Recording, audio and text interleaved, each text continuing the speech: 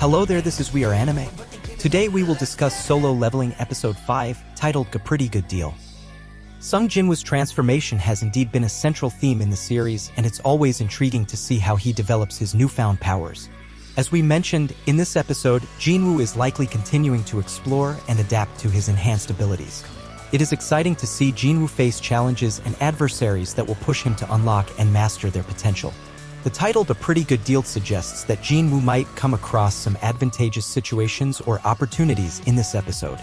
It involves alliances, new equipment, or perhaps an unexpected twist in the narrative that benefits him.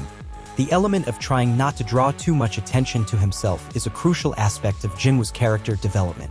As he becomes more powerful, he must navigate the dangers of the hunter world while also maintaining a balance in his personal life. Jinwoo's transformation from his weak self is now unmistakably noticeable to everyone around him.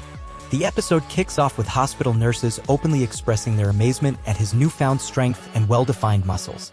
They find it hard to believe that he achieved such a fit physique after just a few days of exercising. The nurses, clearly taken by his transformation, go as far as asking for Jinwoo's number. It makes sense that he does not immediately notice the change in how people approach him. However, it's not only the medical staff that is puzzled by Jinwoo's sudden change.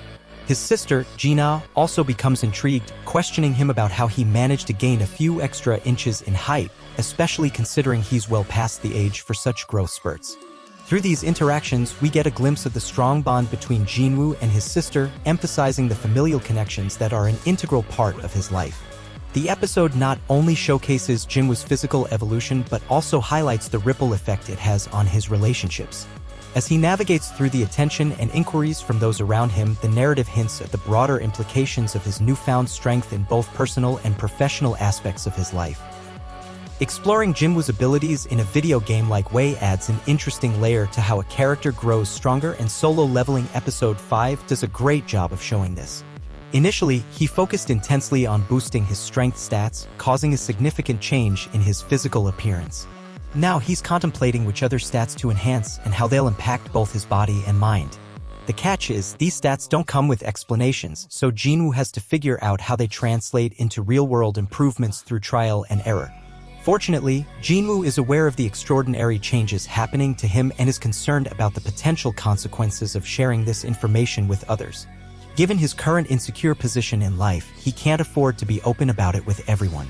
Moreover, the ability to level up gradually without apparent limits raises further concerns. To avoid drawing too much attention before fully understanding his powers, he decides to stay in the E rank, being cautious about revealing the extent of his capabilities. A constant challenge for Jinwoo is dealing with money problems, and this aspect is practical as it highlights how he can't escape the realities of life even with his newfound abilities.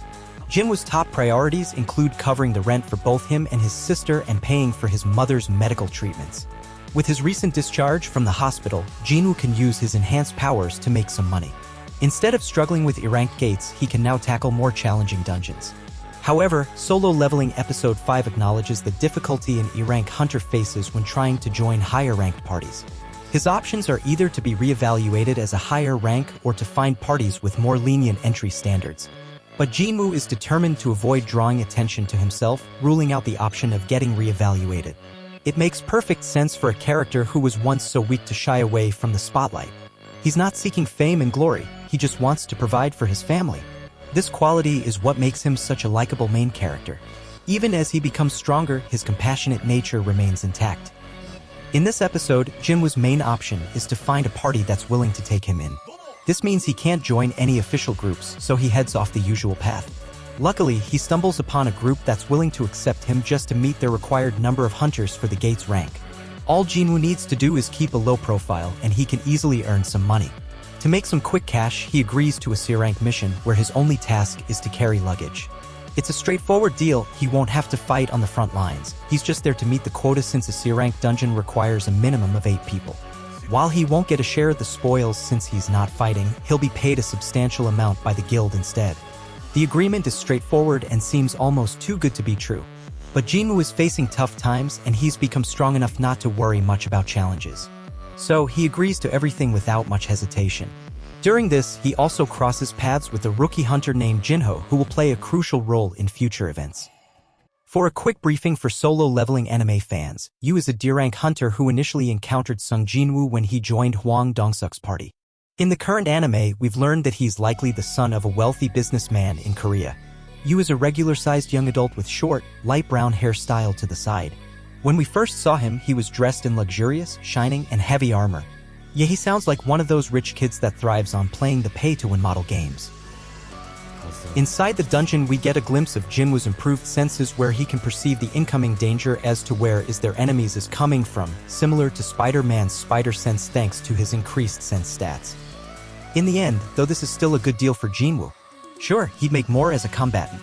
But this pack mule role comes with less risk and still pays a decent amount. Hwang Dong-suk, along with his 5 scheming companions, initially fakes leaving the boss room, claiming they forgot some equipment to mine crystals inside. However, Jinwoo senses something off in Hwang Dong-suk's party. He and Jin-ho end up trapped inside the boss chamber when the party's mage causes the cave ceiling to collapse, leaving just the two of them alone with the dungeon boss.